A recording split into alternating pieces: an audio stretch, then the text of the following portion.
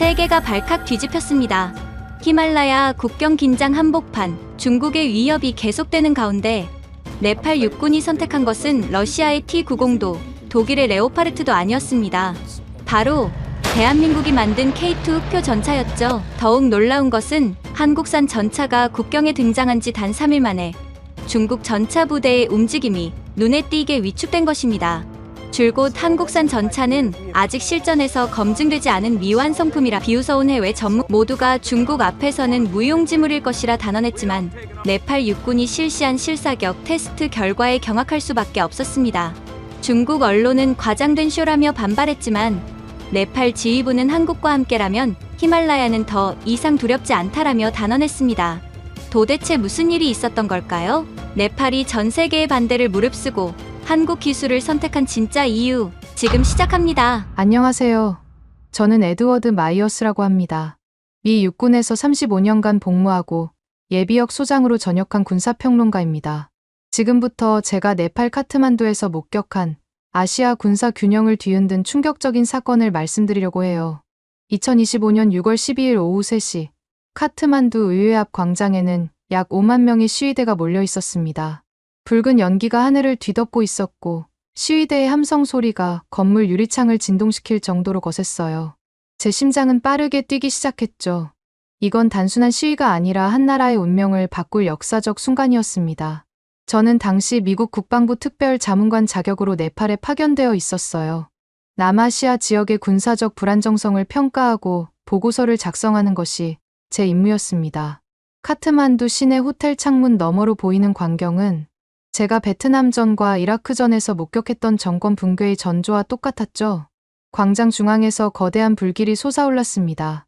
시위대가 시진핑 주석의 초상화를 불태우고 있었어요. 그들은 대부분 20대 초반의 젊은이들이었습니다. 스마트폰을 들고 실시간으로 영상을 전송하면서도 한 손에는 네팔 국기를 흔들고 있었죠. 우리는 더 이상 외부 권위에게 종속되지 않겠다. 한 젊은 여성이 확성기를 들고 외쳤습니다. 그녀의 목소리는 떨리면서도 단호했어요. 광장을 가득 메운 군중이 그녀의 말에 우렁차게 화답했죠. 저는 즉시 워싱턴에 긴급 보고를 올렸습니다. 네팔의 친중 정권이 무너지고 있다고요. 중국이 이대로 가만히 있을 리 없다는 불안감이 제 머릿속을 가득 채웠어요. 아니나 다를까, 불과 3일 후 중국군의 움직임이 포착되기 시작했죠. 네팔 정보부 고위 관계자가 저를 찾아왔습니다. 마이어스 장군님, 중국이 국경 지대에 최신형 전차를 배치하고 있습니다. 그의 얼굴은 창백했고 손은 미세하게 떨리고 있었어요. 우리 군의 낡은 구소련제 전차로는 도저히 막을 수 없습니다. 저는 그에게 물었죠. 그래서 어떤 대안을 생각하고 계십니까? 그가 잠시 망설이다가 입을 열었습니다. 한국의 K2 흑표 전차를 검토하고 있습니다. 순간 저는 웃음이 터져 나올 뻔했어요. 한국 전차요? 제가 되묻자 그는 고개를 끄덕였습니다. 네, 한국의 방산 기술이 최근 급속도로 발전했다고 들었습니다. 저는 고개를 저었죠. 아시아의 작은 나라가 만든 전차로 중국의 최신 병기를 막겠다는 건 너무 비현실적이었습니다. 제가 한국군과 합동 훈련을 했던 1900년대만 해도 한국은 미국 장비에 전적으로 의존하고 있었어요. 그들이 독자적으로 세계 수준의 전차를 만들었다는 건 상상하기 어려웠죠. 중국이 보유한 GTG-21 전차를 아십니까? 저는 네팔 관계자에게 물었습니다. 그건 미국의 M1 에이브람스나 독일의 레오파르트와 견줄 만한 최신 기술의 집약체예요. 한국 전차가 그런 괴물과 맞설 수 있을 거라고 진심으로 믿으십니까? 하지만 그는 포기하지 않았어요. 장군님, 우리에게 시간이 없습니다. 그의 목소리에는 절박함이 묻어났죠. 중국군이 본격적으로 압박을 시작하면 네팔은 끝입니다. 한국이든 어디든 가능한 모든 옵션을 검토해야 해요. 저는 깊은 한숨을 내쉬었습니다. 네팔의 상황은 절박했지만 한국 무기로 중국을 막는다는 건 돌멩이로 탱크를 막겠다는 것과 다름없어 보였죠. 그때까지만 해도 저는 한국 방산에 대한 깊은 편견을 갖고 있었어요. 미국의 기술 지원 없이는 제대로 된 무기 하나 만들 수 없는 나라라고 생각했습니다. 7월 3일, 네팔 친중 정권의 핵심 인사들이 줄줄이 사퇴하기 시작했어요. 거리의 시위는 더욱 격렬해졌고 경찰과 군대도 시위대 진압을 포기한 상태였습니다. 저는 호텔 옥상에서 카트만두 시내를 내려다보며 생각했죠. 이 작은 히말라야 국가가 과연 중국의 압력을 견딜 수 있을까? 미 국무부에서 긴급 지시가 내려왔습니다. 네팔 정부가 어떤 무기 체계를 선택하든 미국은 개입하지 않는다는 내용이었어요. 하지만 저에게는 현지 상황을 계속 모니터링하고 보고하라는 임무가 주어졌죠. 솔직히 저는 이 모든 게 헛수고가 될 거라고 확신했습니다. 8월이 되자 상황은 더욱 심각해졌어요. 중국 관영 매체들이 네팔 국경 지대에서 대규모 군사 훈련을 실시한다고 발표했습니다.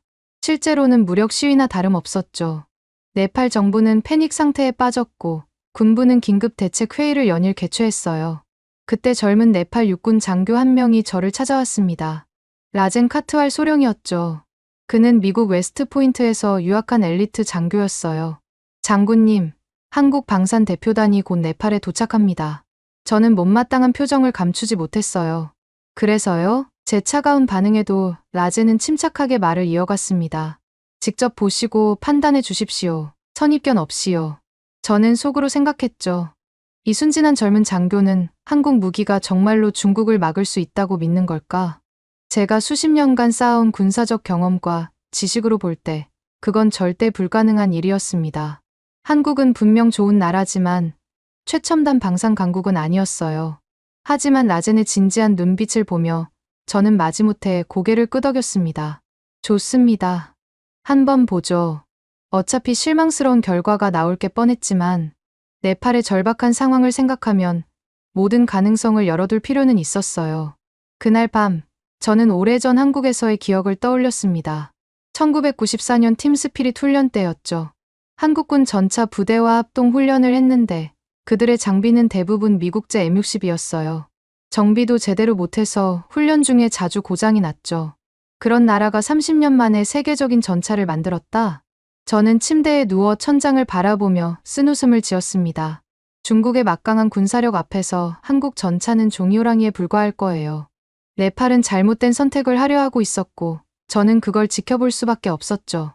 다음 날 아침 카트만두 공항에 한국 수송기가 도착했다는 소식을 들었습니다. 한국 방산 대표단과 함께 K2 흑표 전차 시제품이 실려왔다는 거였어요. 저는 여전히 회의적이었지만 군인으로서의 의무감에 공항으로 향했죠. 공항 활주로에서 거대한 수송기 램프가 열리고 있었습니다. 그 안에서 검은색 도장의 전차가 모습을 드러냈어요. 첫인상은 나쁘지 않았지만 겉모습만으로는 아무것도 알 수 없죠. 진짜 시험은 이제부터 시작이었습니다. 한국 대표단의 수석 기술자가 저에게 다가왔어요. 마이어스 장군님, 만나 뵙게 되어 영광입니다. 그는 정중하게 인사했지만 저는 차갑게 고개만 끄덕였죠. 이 사람들이 가져온 전차가 과연 네팔을 구할 수 있을까요? 저는 그때 확신했습니다. 절대 불가능하다고요. 한국 전차가 중국의 최신 병기와 맞서는 건 계란으로 바위 치기나 다름없을 거라고 말이죠. 하지만 제가 얼마나 틀렸는지는 곧 알게 되었습니다. 그 순간 전차에서 내린 한국 승무원들의 움직임이 제 눈길을 끌었어요. 그들은 일사불란하게 움직이며 신속하게 점검을 시작했습니다. 미군 정예 부대 못지않은 숙련도였죠. 적어도 훈련은 제대로 받은 것 같았습니다. 장군님, 내일 오전에 첫 시범을 보여드리겠습니다. 한국 기술자가 자신감 있게 말했어요. 저는 여전히 의구심을 거두지 못했지만 그들의 자신감이 어디서 나오는지는 궁금했죠. 과연 내일 무엇을 보여줄 수 있을까요? 한국 전차가 도착한 다음 날 네팔 국영방송에서 충격적인 뉴스가 흘러나왔습니다. 중국 GTZ-21 전차는 한국 K2와 동급이다. 붉은 자막이 화면 하단을 가로질러 지나갔어요. 제 눈을 의심했지만 그건 분명 중국 관영 매체의 보도를 그대로 인용한 내용이었죠. 네팔 국방부 회의실은 팽팽한 긴장감으로 가득했습니다. 전직 국방차관 수릴 바스넷이 테이블을 주먹으로 내리쳤어요. 그의 목소리는 회의실 전체를 울릴 정도로 컸죠. 중국과의 결속이 우리 안전의 유일한 길이다. 저는 회의실 한쪽 구석에서 이 광경을 지켜보고 있었습니다. 수릴 바스넷은 네팔 정치계의 거물이었어요. 중국과 깊은 관계를 맺고 있다는 소문이 파다했죠. 그가 이렇게 강하게 나오는 건 예상된 일이었습니다. 사실 수릴은 베이징 대학에서 유학한 경력이 있었어요. 중국 고위층과 개인적 친분도 두터웠죠.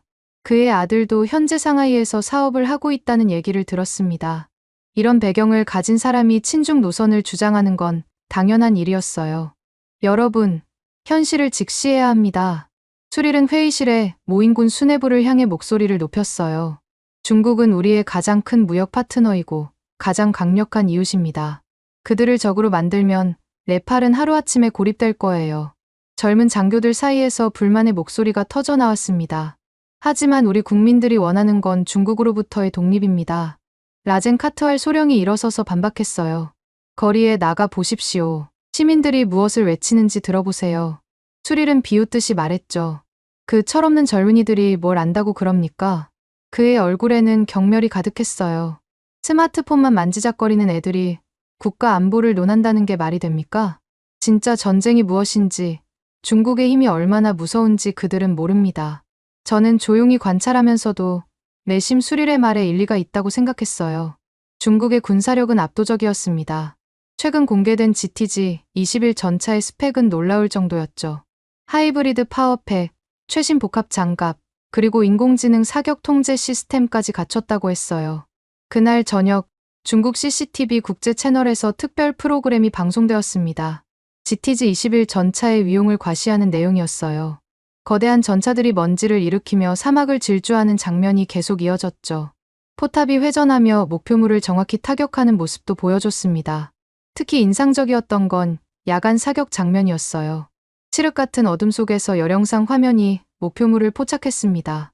순식간에 발사된 포탄이 2km 밖 표적을 정확히 명중시켰죠. 중국군 병사들이 환호하는 모습까지 담겨 있었습니다. 우리 전차는 어떤 적도 막아낼 수 있습니다. 중국군 고위 장교가 카메라 앞에서 당당하게 말했어요.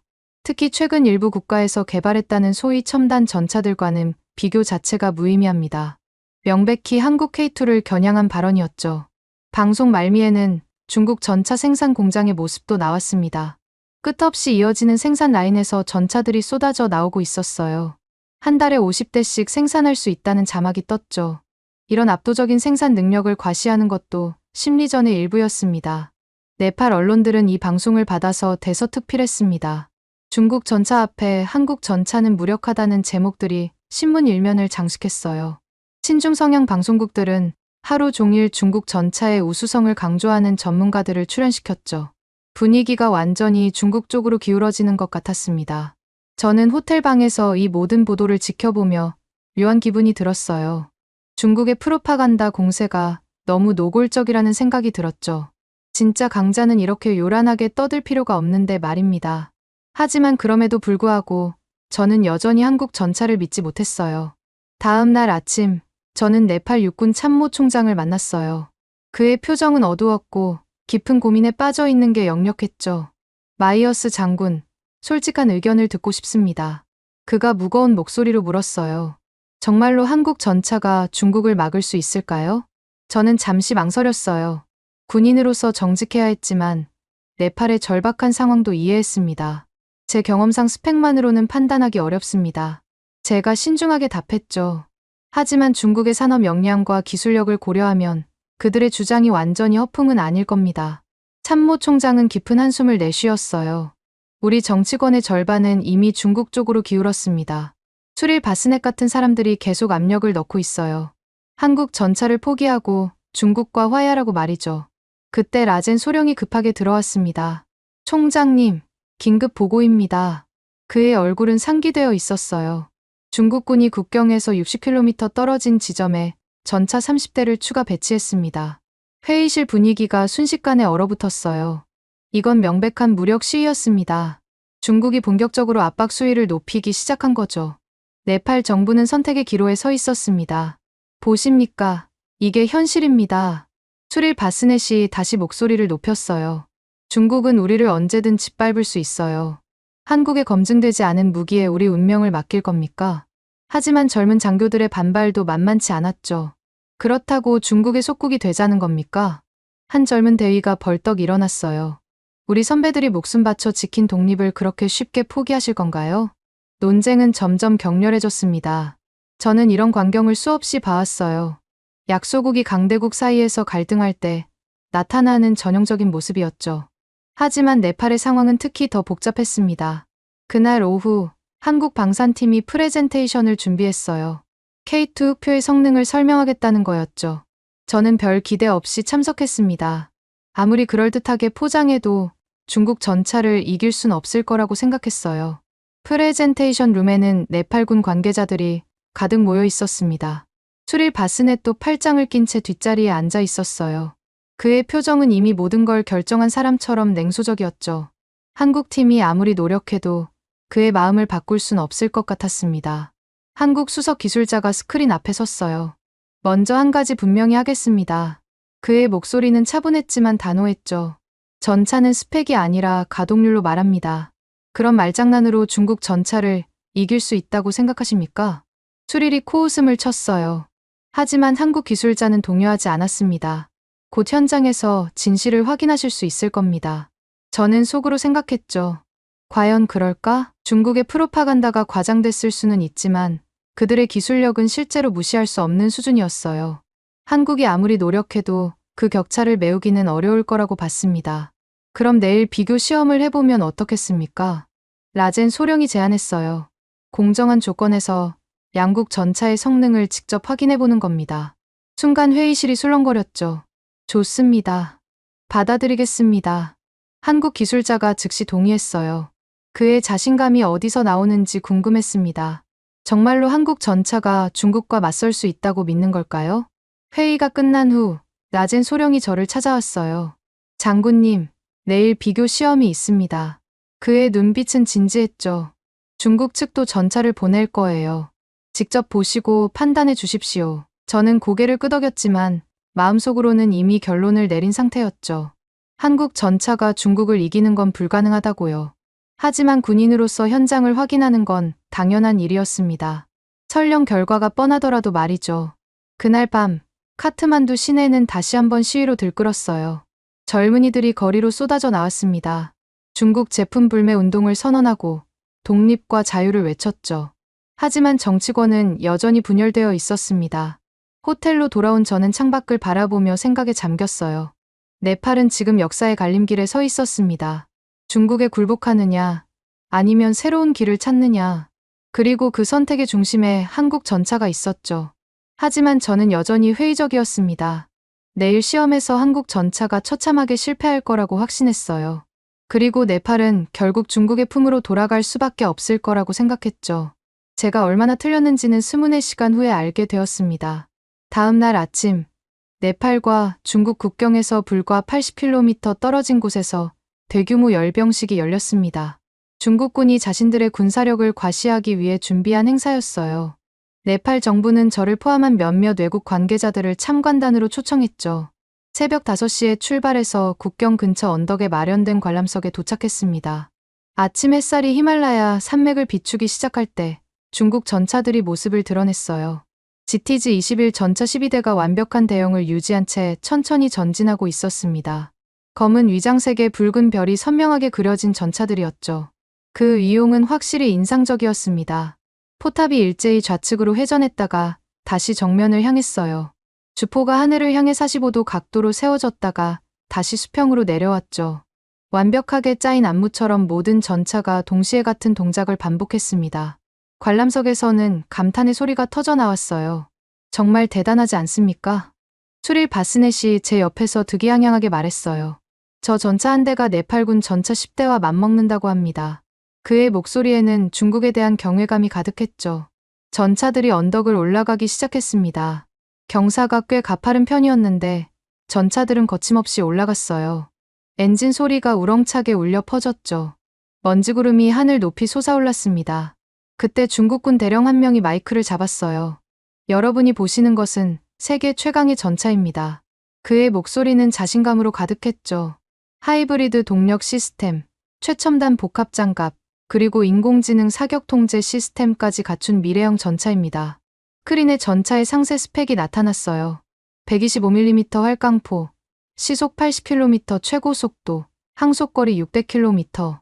수치상으로는 확실히 인상적이었습니다. 네팔군 관계자들의 얼굴이 어두워지는 게 보였어요.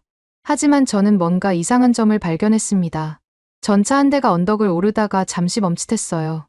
불과 2초 정도였지만 분명히 속도가 줄어들었다가 다시 정상으로 돌아왔죠.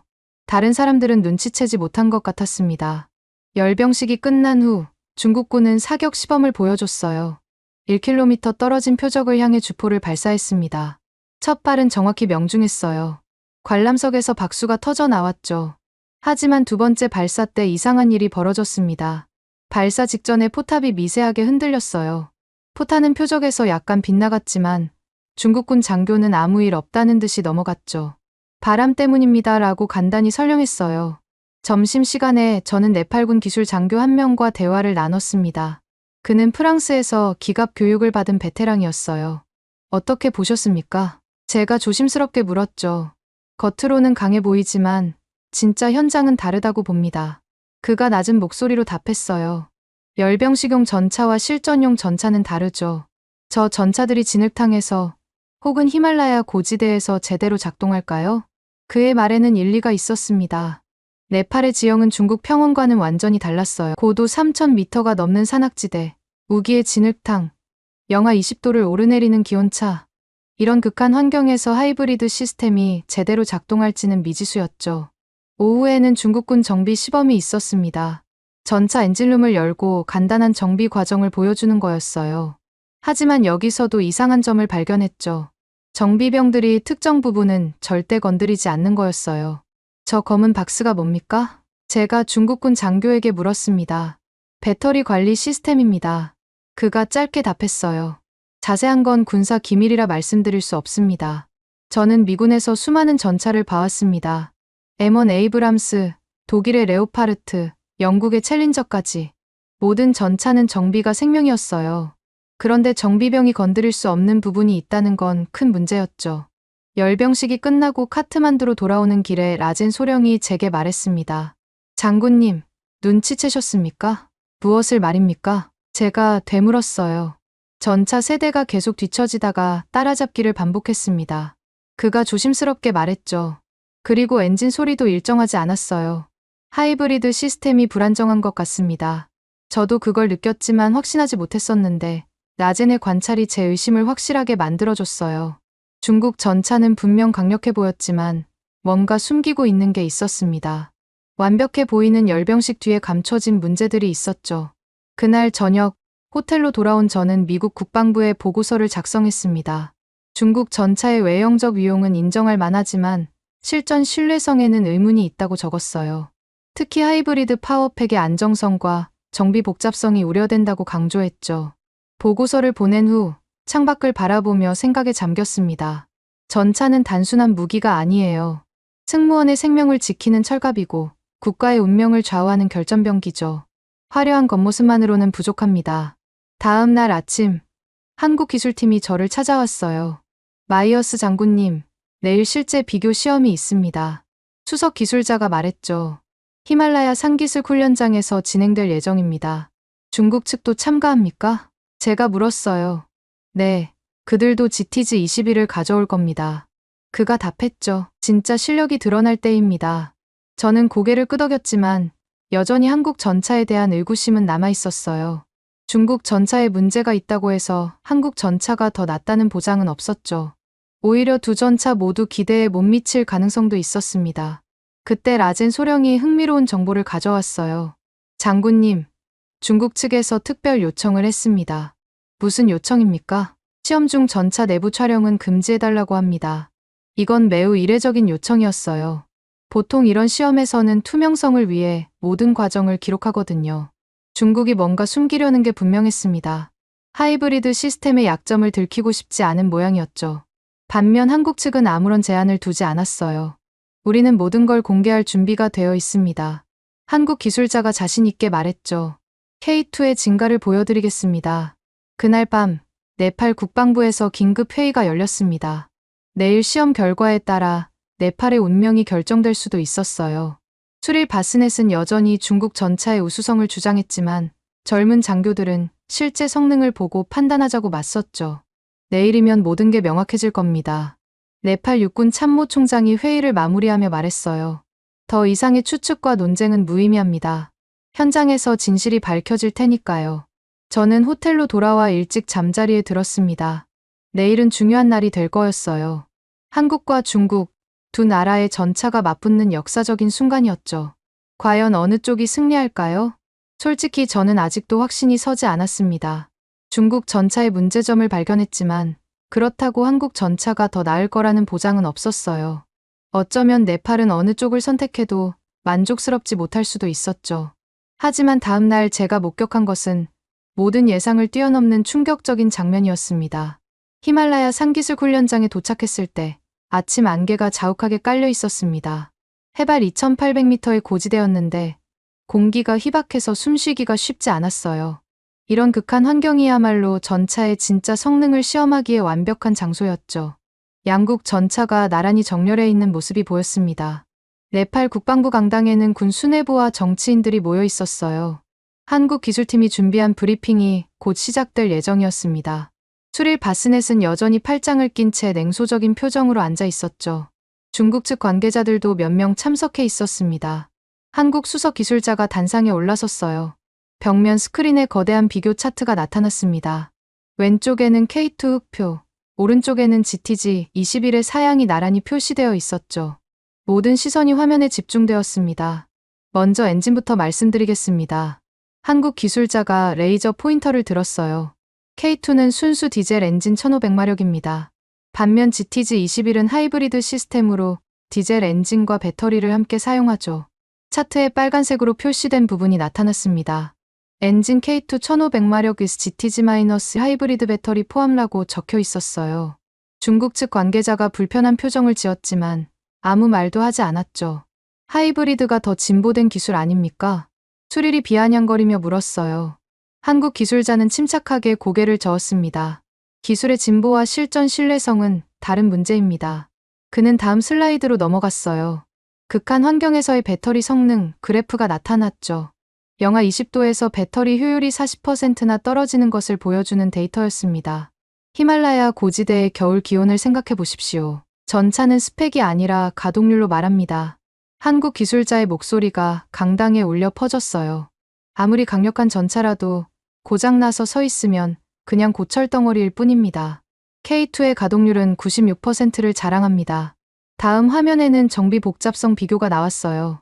K2는 단순한 모듈식 설계로 현장 정비가 가능했지만 GTG-21의 하이브리드 시스템은 특수 장비와 전문 기술자가 필요했죠. 네팔처럼 인프라가 부족한 나라에서는 치명적인 단점이었습니다. 배터리 열폭주 위험도 있습니다. 한국 기술자가 심각한 표정으로 말했어요. 전투 중 피탄되면 배터리가 폭발할 가능성이 있죠. 이건 승무원의 생존성과 직결되는 문제입니다. 중국 측 관계자가 벌떡 일어났어요. 그건 추측일 뿐입니다. 그가 화난 목소리로 항의했죠. 우리 전차는 충분한 안전장치를 갖추고 있습니다. 하지만 한국 기술자는 동요하지 않았어요. 그럼 왜 정비병들이 배터리 시스템을 건드리지 못하게 하십니까? 그의 반박에 중국 관계자는 말문이 막혔죠. 어제 열병식에서 제가 목격한 장면이 떠올랐습니다. 다음은 화력 비교였어요. K2는 120mm 라인메탈 에로15 주포를 장착했고 GTG-21은 125mm 활강포를 갖고 있었죠. 구경은 중국이 더 컸지만 한국 기술자는 중요한 차이점을 지적했습니다. 구경보다 중요한 건 명중률입니다. 그가 설명을 이어갔어요.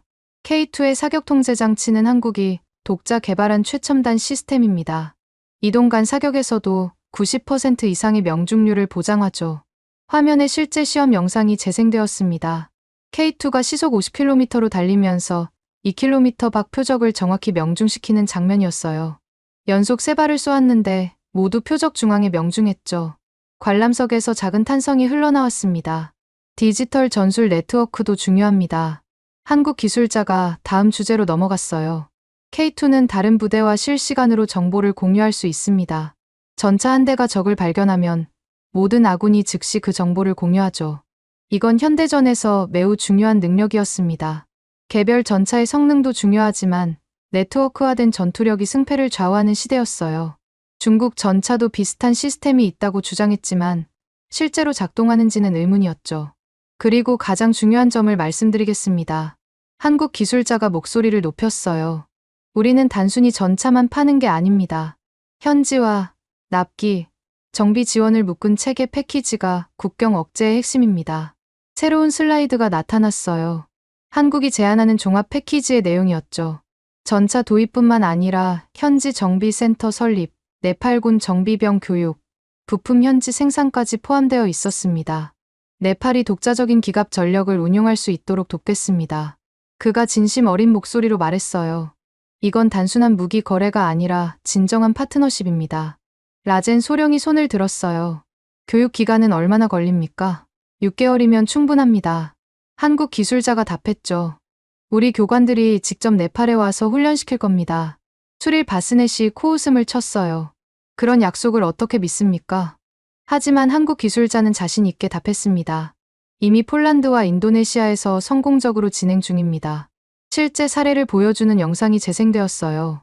폴란드군이 K2를 운용하는 모습, 현지 정비센터에서 일하는 폴란드 기술자들, 그리고 만족스러운 표정의 폴란드 국방장관 인터뷰까지. 이건 단순한 홍보가 아니라 실제 증거였죠. 가격은 어떻습니까? 네팔 국방차관이 조심스럽게 물었어요. 중국보다 비싸지 않을까요? 한국 기술자가 미소를 지었습니다. 초기 비용은 비슷하지만 유지보수 비용은 우리가 훨씬 저렴합니다. 그는 총소유 비용 차트를 보여줬어요. 10년간 운용했을 때의 총 비용을 계산한 것이었죠. K2가 오히려 20% 저렴하다는 결과가 나왔습니다. 하이브리드 시스템의 복잡한 정비 비용 때문이었어요. 브리핑이 끝나고 질의응답 시간이 되었습니다. 중국 측은 계속 자신들의 기술적 우위를 주장했지만 설득력이 떨어졌어요. 반면 한국팀은 모든 질문에 구체적인 데이터와 사례로 답했죠. 100번 듣는 것보다 한 번 보는 게 낫습니다. 한국 기술자가 마무리하며 말했어요. 내일 실제 시험에서 두 전차의 진짜 실력을 확인하실 수 있을 겁니다. 저는 브리핑을 들으며 생각이 조금씩 바뀌기 시작했어요. 한국이 단순히 전차만 파는 게 아니라 완전한 솔루션을 제공한다는 점이 인상적이었죠. 하지만 여전히 실제 성능은 봐야 알 수 있었습니다. 그날 저녁, 라젠 소령이 저를 찾아왔어요.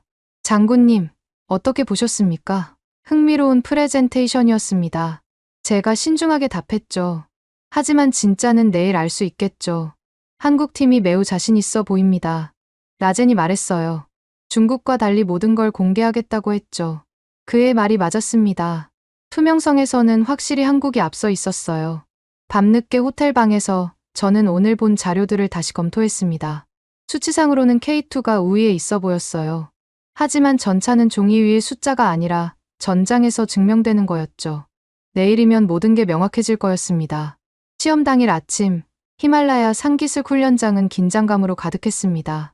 해발 3200m 고지대의 칼바람이 얼굴을 핥히었고 숨을 쉴 때마다 폐가 얼어붙는 것 같았어요. 거대한 전광판이 훈련장 중앙에 설치되어 있었고 양쪽 트랙에는 K2와 GTG-21이 나란히 대기하고 있었죠. 이 순간이 네팔의 운명을 결정할 거라는 걸 모두가 알고 있었습니다. 관람석에는 네팔 정부 고위 관계자들과 군 수뇌부가 모여 있었어요. 수릴 바스넷은 여전히 자신만만한 표정으로 앉아 있었고 라젠 소령은 긴장된 얼굴로 쌍안경을 들고 있었죠. 중국 측 기술진은 무전기를 들고 분주하게 움직이고 있었습니다. 한국팀은 침착하게 마지막 점검을 하고 있었어요. 첫 번째 시험은 장거리 주행입니다. 네팔군 시험 감독관이 마이크를 잡고 설명했어요. 20km 산악 코스를 두 바퀴 돌면서 기동성과 신뢰성을 평가합니다. 경사도 30도 이상 구간이 3곳, 진흙 구간이 2곳 있습니다. 두 전차가 동시에 출발했어요. 처음 5km는 별 차이가 없어 보였습니다. 중국 전차의 거대한 차체가 먼지를 일으키며 질주하는 모습은 확실히 위압적이었죠. K2도 뒤지지 않고 따라붙었습니다. 하지만 첫 번째 급경사 구간에서 차이가 나타나기 시작했어요. GTG-21의 속도가 눈에 띄게 줄어들었습니다. 엔진 소리가 불규칙하게 변했고 검은 연기가 배기구에서 뿜어져 나왔죠. 하이브리드 시스템이 고지대, 희박한 공기에 적응하지 못하는 것 같았어요. 8km 지점, 중국 전차 속도 저하, 감독관이 무전으로 보고했습니다. 관람석이 술렁거리기 시작했어요. 수릴의 얼굴이 조금씩 굳어지는 게 보였죠. 12km 지점, 진흙 구간에서 결정적인 일이 벌어졌습니다. GTG-21이 갑자기 멈춰섰어요. 엔진은 계속 돌고 있었지만 전차는 움직이지 않았죠. 경고등이 깜빡거리는 게 멀리서도 보였습니다. 중국 정비팀이 황급히 뛰어갔어요. 무전기로 다급한 중국어가 오가는 소리가 들렸습니다. 정비병 5명이 전차 주위를 에워싸고 필사적으로 작업했지만 문제를 쉽게 해결하지 못했죠. 10분 후 전차는 다시 움직이기 시작했지만 이미 K2는 한참 앞서 있었습니다. 배터리 과열 경고입니다. 중국 기술자의 무전 내용이 새어나왔어요. 냉각 시스템을 재가동합니다. 하이브리드 시스템의 치명적 약점이 드러난 순간이었죠. K2는 거침없이 코스를 주파했습니다. 급경사에서도 진흙탕에서도 속도가 크게 떨어지지 않았어요. 1500마력 엔진이 안정적인 출력을 유지하고 있었죠. 디젤 엔진의 믿음직한 굉음이 산악지대에 울려 퍼졌습니다. 18km 지점에서 GTG-21이 또다시 멈췄어요. 이번에는 더 심각해 보였습니다. 정비팀이 엔진룸을 열었는데 하얀 연기가 피어올랐죠. 배터리 냉각 시스템이 완전히 고장난 것 같았습니다. 두 번째 정지. 감독관이 큰 소리로 발표했어요. 전광판 한쪽에 중국 전차 정지 2회라는 붉은 글씨가 떴습니다. 관람석이 웅성거렸고 수릴 바스넷은 자리에서 벌떡 일어났다가 다시 앉았죠. 중국 측 관계자들의 얼굴은 창백해졌습니다. 20분이 지나서야 중국 전차는 겨우 움직이기 시작했어요. 하지만 속도는 현저히 느려졌고 엔진 소리도 불안정했죠. 전차가 움직일 때마다 삐걱거리는 소리가 났고 트랙에서 기름이 새는 게 보였습니다. 반면 K2는 이미 2바퀴를 완주하고 사격 준비를 하고 있었어요. 이제 화력 시험입니다. 감독관이 발표했어요. 1km, 1.5km, 2km 거리의 표적을 각각 사격합니다. 정확도와 속도를 평가하죠. K2가 먼저 사격 위치에 들어섰습니다. 포탑이 부드럽게 회전하며 첫 번째 표적을 조준했어요. 한국 승무원들의 움직임은 기계처럼 정확했죠. 잠시의 정적 후 굉음과 함께 포탄이 발사되었습니다. K2 1km 표적 명중. 전광판에 즉시 결과가 표시되었어요. 크고 선명한 글씨로 명중 11이 떴습니다. 박수 소리가 관람석에서 터져 나왔어요. 한국팀은 침착하게 다음 사격을 준비했죠. 두 번째 발사 1.5km 표적도 정확히 명중했습니다. 전광판에 명중 22가 표시되었어요. 표적 중앙에 정확히 명중한 구멍이 쌍안경으로도 선명하게 보였죠. 세 번째 발사를 앞두고 긴장감이 최고조에 달했습니다. K2의 포신이 미세하게 조정되었어요. 사격 통제 컴퓨터가 바람과 온도, 고도를 계산하고 있었죠. 포수가 조준경을 들여다보며 최종 확인을 했습니다. 발사, 포탄이 하늘을 가르며 날아갔어요. 2초 후 표적에서 거대한 폭발이 일어났습니다. 정확히 중앙을 관통한 포탄이 표적을 산산조각 냈어요. K2 2km 표적 명중, 세발 3중, 전광판에 거대한 글씨로 K2 명중 33이 빛났습니다. 관람석에서 우레와 같은 환호성이 터져 나왔어요. 네팔 젊은 장교들이 서로 껴안으며 기뻐했죠. 몇몇은 감격해서 눈물까지 흘렸습니다. 이 순간이 네팔의 미래를 바꿀 거라는 걸 모두가 느꼈어요. 이제 중국 전차 차례였습니다. 하지만 GTG-21은 여전히 정비를 받고 있었어요. 정비팀 10명이 트랙 옆에 몰려들어 필사적으로 작업하고 있었죠. 배터리 시스템을 재부팅하느라 정신이 없었습니다. 30분이 지나서야 중국 전차가 사격 위치에 들어섰어요. 하지만 포탑 회전이 부자연스러웠고 멈칫거리는 게 보였죠. 전기 모터와 유압 시스템이 제대로 연동되지 않는 것 같았습니다. 첫 발을 쏘는 데만 5분이 걸렸어요. 겨우 1km 표적을 맞췄지만 중심에서 한참 벗어나 있었습니다. 두 번째 사격에서 문제가 터졌어요. 발사 직후 포탑이 갑자기 흔들렸고 포탄은 표적에서 10m나 빗나갔죠.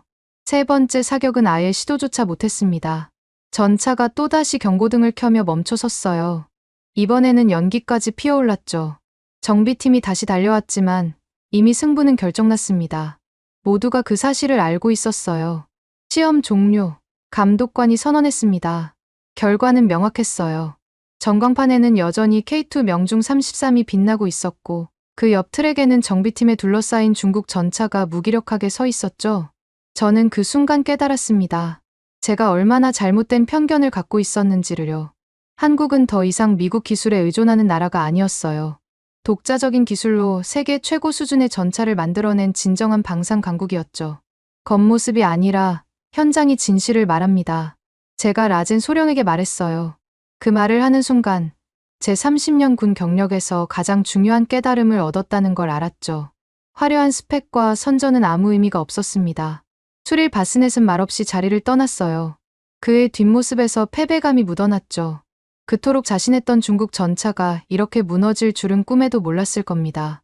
중국 측 관계자들도 하나둘씩 사라졌어요. 이제 어떻게 생각하십니까? 한국 수석 기술자가 제게 다가와 물었어요. 저는 솔직하게 답했습니다. 제가 틀렸습니다. 완전히 틀렸어요. 그날 저녁, 네팔 국방부는 긴급 회의를 소집했습니다. 시험 결과는 너무나 명확했고 더 이상의 논쟁은 무의미했어요.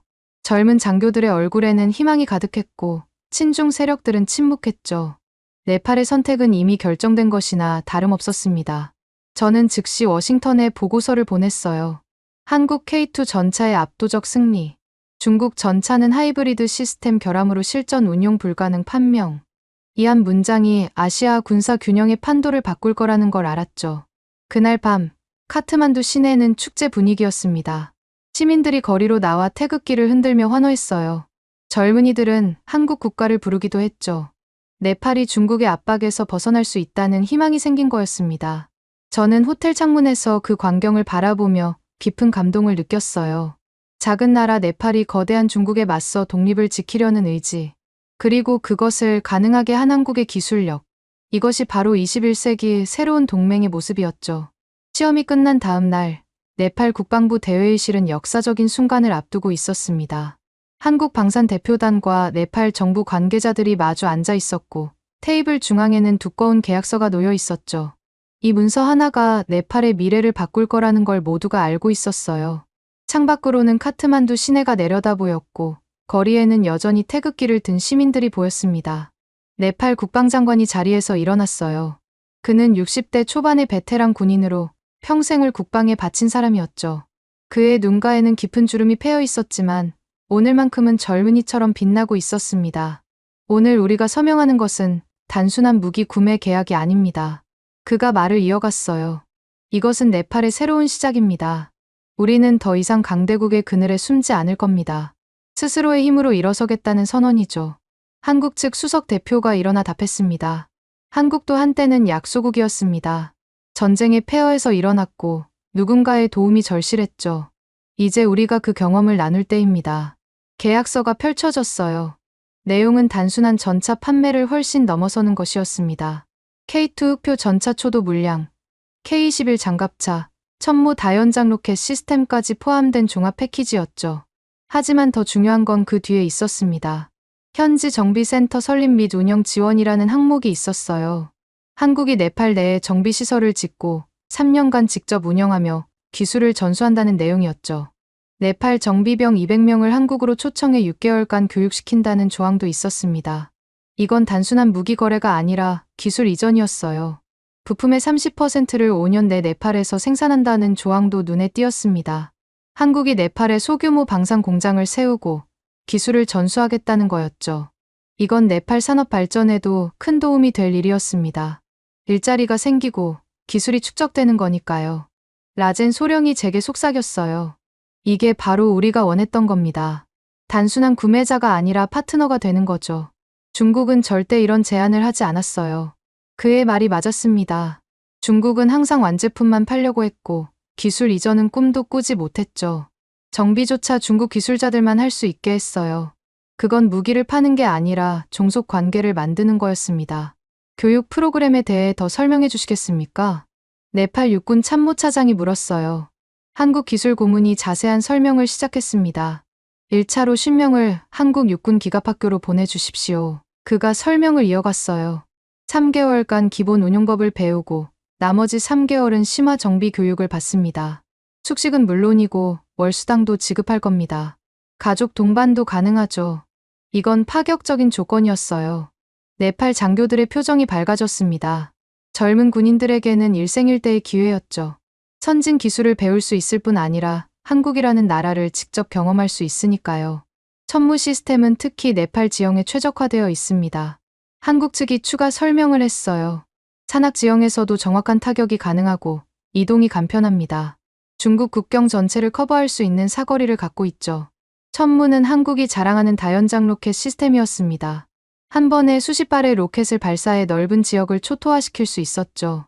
특히 GPS 유도 기능이 있어 정확도가 매우 높았어요. 네팔처럼 긴 국경선을 가진 나라에게는 완벽한 무기였습니다. 가격은 어떻게 되나요?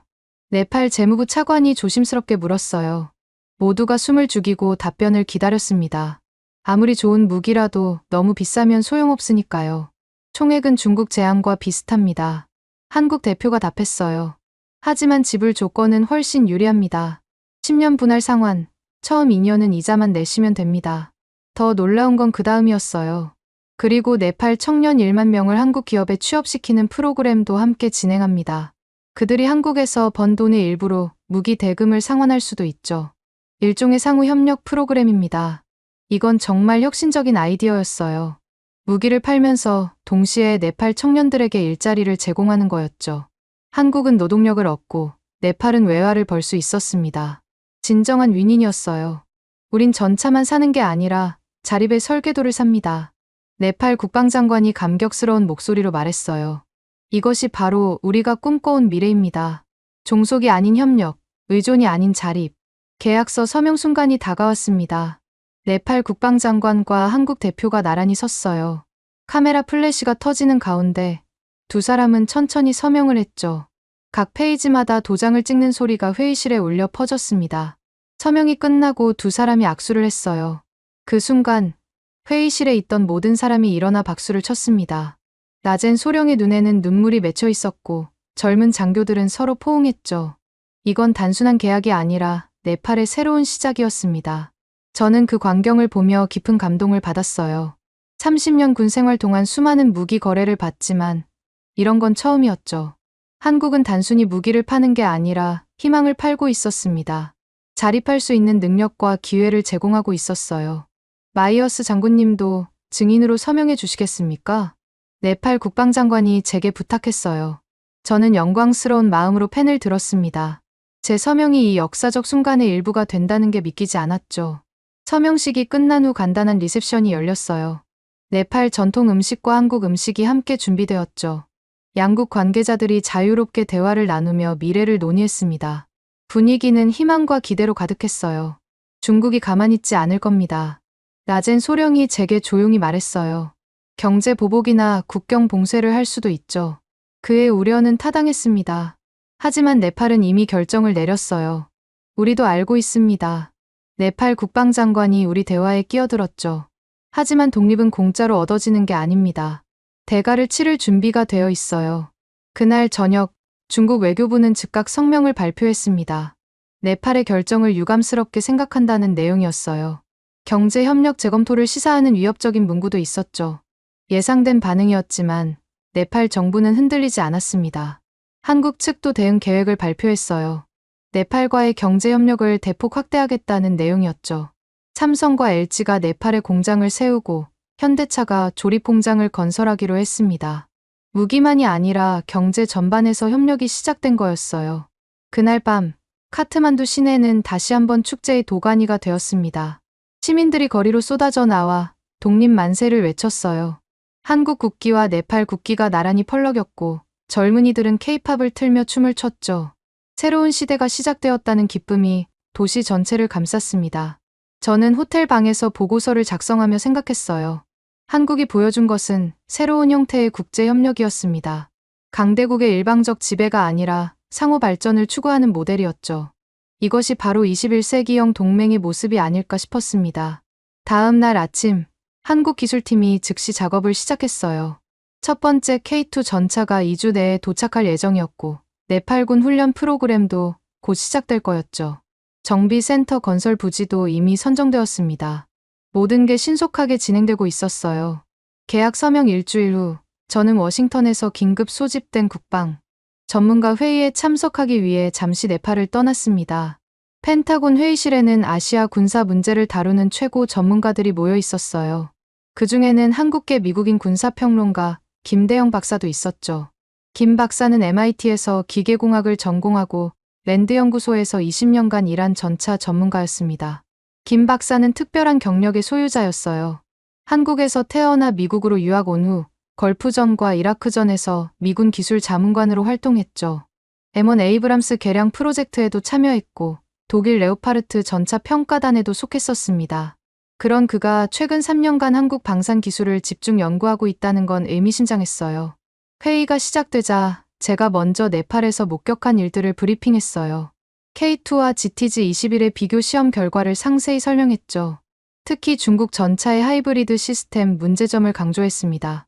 모든 참석자가 숨죽이고 제 말에 귀를 기울였어요. 정확한 데이터를 보여드리겠습니다.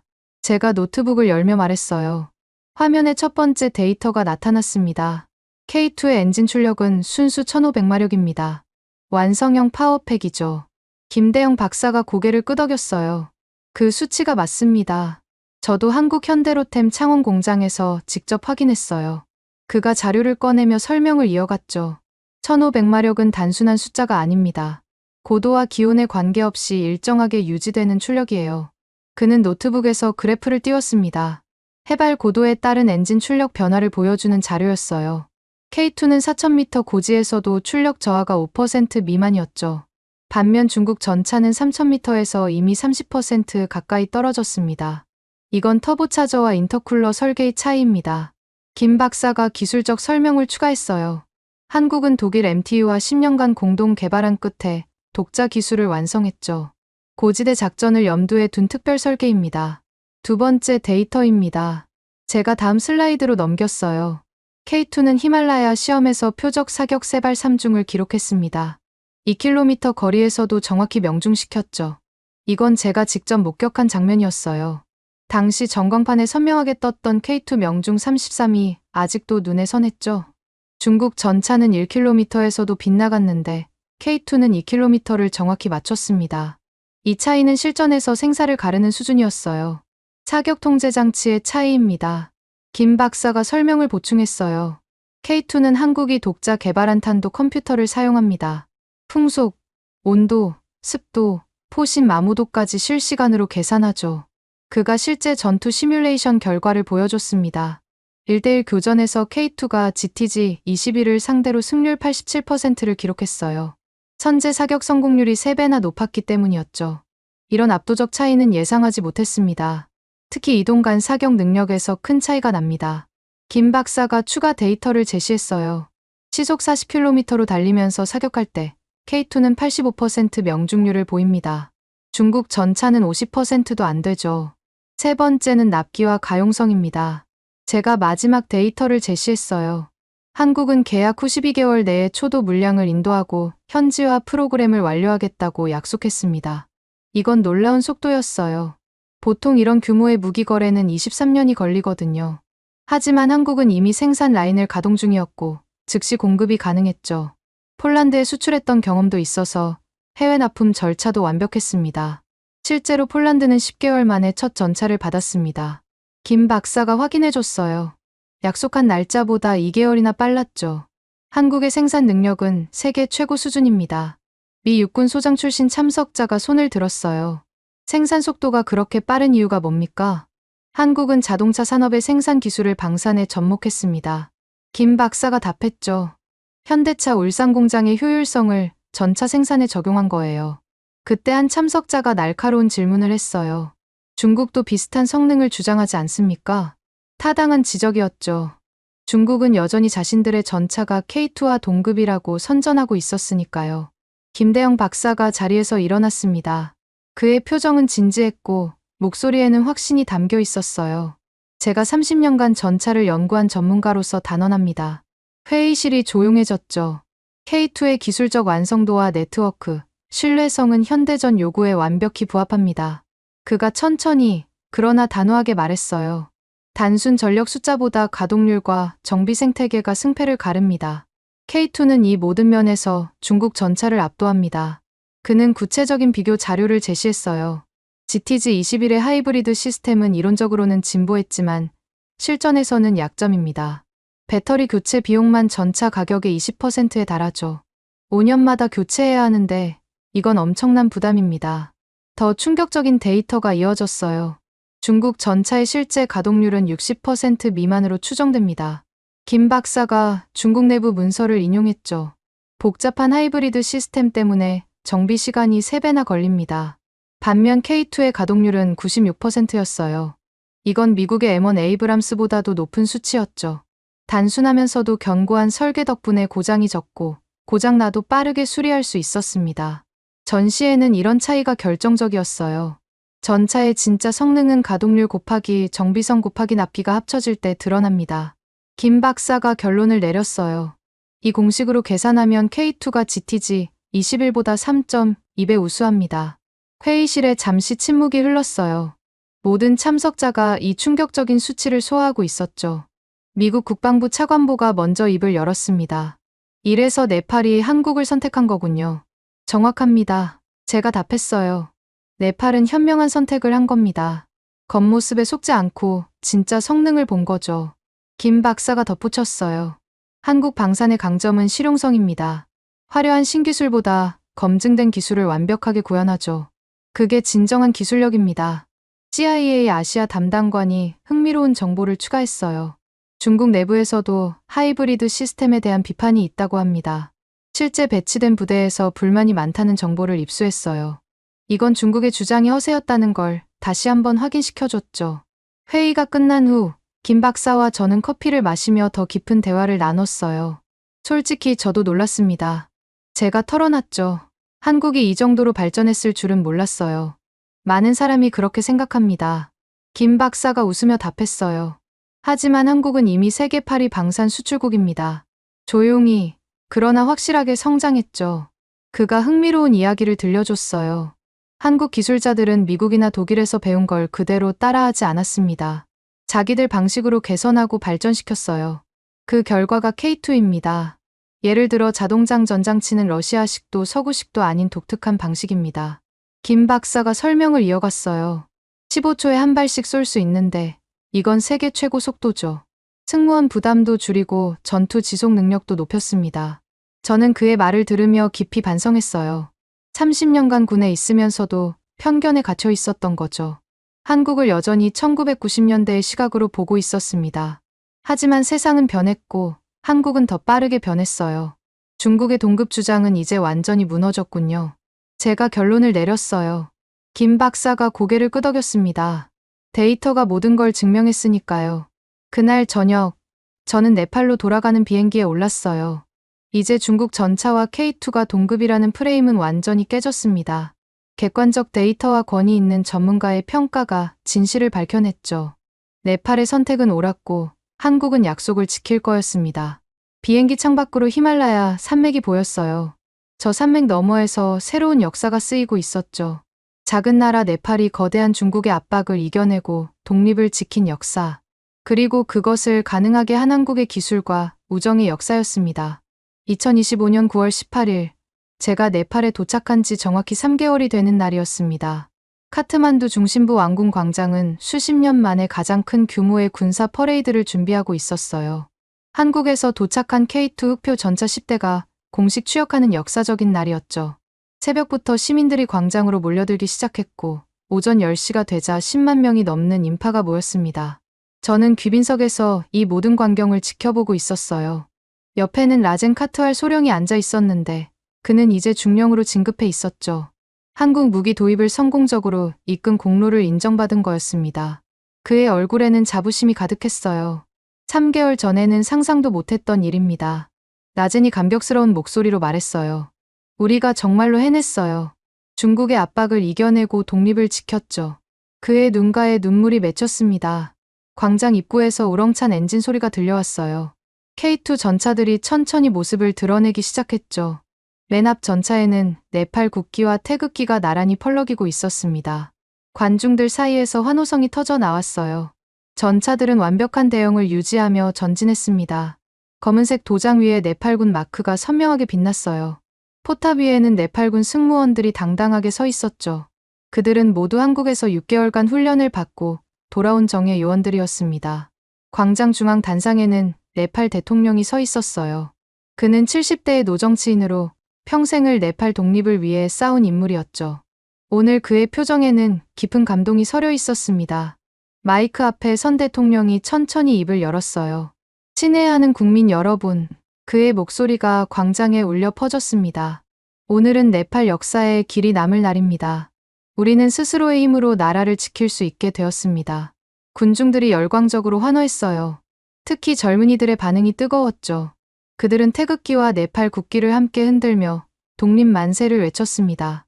일부는 한국 국가를 부르기도 했어요. 대통령이 말을 이어갔습니다. 우리는 더 이상 종속당하지 않을 것이다.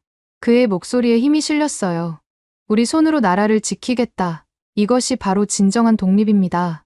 10대의 K2 전차가 일제히 포탑을 회전시켰어요. 주포가 하늘을 향해 45도 각도로 세워졌다가 다시 정면을 향했죠.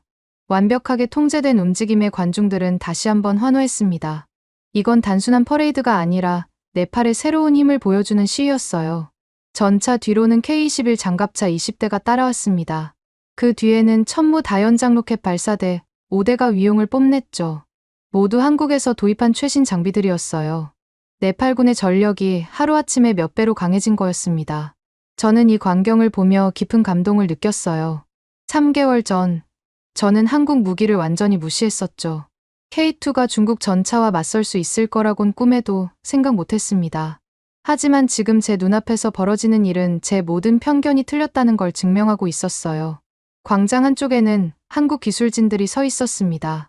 그들은 지난 2달간 네팔에 머물며 현지 정비병들을 훈련시켰어요. 이제 네팔군은 독자적으로 K2를 운용하고 정비할 수 있게 되었죠. 진정한 기술 이전이 이뤄진 거였습니다. 퍼레이드가 끝난 후 시민들에게 장비를 공개하는 시간이 있었어요. 수천 명의 시민이 줄을 서서 전차를 직접 보고 만졌습니다. 아이들은 전차에 올라타 사진을 찍었고 젊은이들은 승무원들과 셀카를 찍었죠. 이런 광경은 중국제 무기에서는 상상도 할 수 없는 일이었어요. 한 할머니가 전차를 쓰다듬으며 눈물을 흘렸습니다.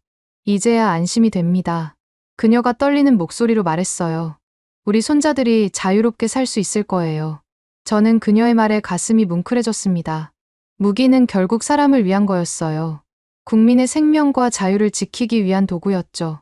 한국은 그걸 정확히 이해하고 있었습니다. 오후에는 네팔 정부 주최 리셉션이 열렸어요. 각국 대사들과 군 관계자들이 모인 자리였죠.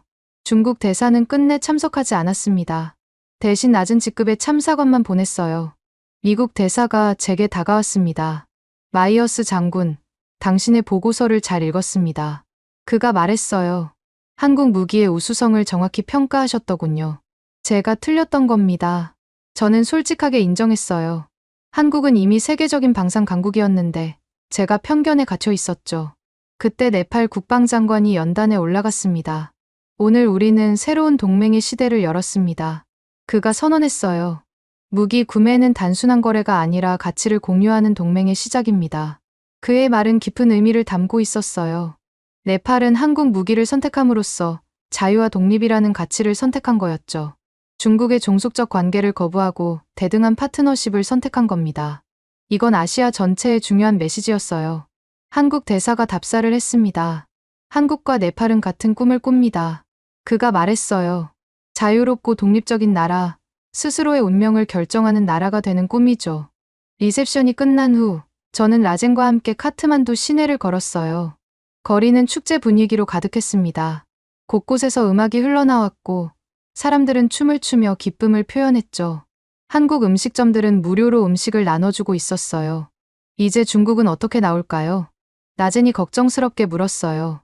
경제 보복을 할 수도 있고 국경을 봉쇄할 수도 있죠. 그의 우려는 현실적이었습니다.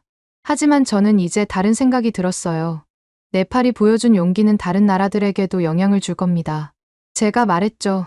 방글라데시, 스리랑카, 심지어 파키스탄도 주목하고 있어요. 실제로 그랬습니다. 네팔의 성공적인 한국 무기 도입 소식은 남아시아 전체에 퍼졌어요. 여러 나라에서 한국의 문의를 시작했다는 소식이 들려왔죠. 중국의 일방적 영향력이 흔들리기 시작한 거였습니다. 그날 밤, 저는 호텔 방에서 마지막 보고서를 작성했어요. 네팔 사례는 21세기 새로운 동맹 모델을 제시했다고 썼습니다. 강대국의 일방적 지배가 아닌 상호 존중과 기술 공유에 기반한 파트너십이라고요. 이것이 바로 한국이 보여준 새로운 길이었죠. 보고서 마지막에 저는 이렇게 적었습니다. 미국도 한국의 접근 방식에서 배울 점이 많다. 우리도 일방적 지원이 아닌 진정한 파트너십을 고민해야 한다. 이건 제 30년 군 경력에서 얻은 가장 중요한 교훈이었어요. 다음 날 아침, 저는 네팔을 떠나기 위해 공항으로 향했습니다. 나젠이 배웅 나와 있었어요. 장군님 덕분에 많이 배웠습니다. 그가 진심 어린 목소리로 말했죠. 저도 마찬가지입니다. 제가 답했어요. 네팔과 한국이 저에게 편견을 버리는 법을 가르쳐줬죠. 우리는 굳게 악수를 나눴습니다. 비행기가 이륙하면서 창밖으로 카트만두가 멀어져 갔어요. 히말라야 산맥 너머로 해가 떠오르고 있었죠. 새로운 시대의 여명이었습니다. 네팔은 이제 다시는 과거로 돌아가지 않을 거예요. 3개월 전 저는 한국 전차가 중국과 맞설 수 없다고 확신했었습니다.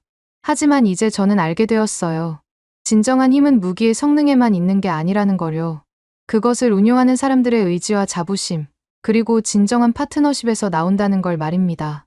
한국이 네팔에 판 건 단순한 전차가 아니었어요. 희망과 자부심, 그리고 독립의 가능성이었죠. 그것이 바로 21세기 새로운 동맹의 모습이었습니다. 저는 이 역사적 순간의 증인이 된 것을 영광으로 생각합니다. 대한민국이 잘하고 있다고 생각하신다면 한국 최고, 대한민국이 아직 멀었다고 생각하신다면 한국 힘내라. 여러분의 생각을 댓글로 남겨주세요. 지금까지 감동을 더하다였습니다.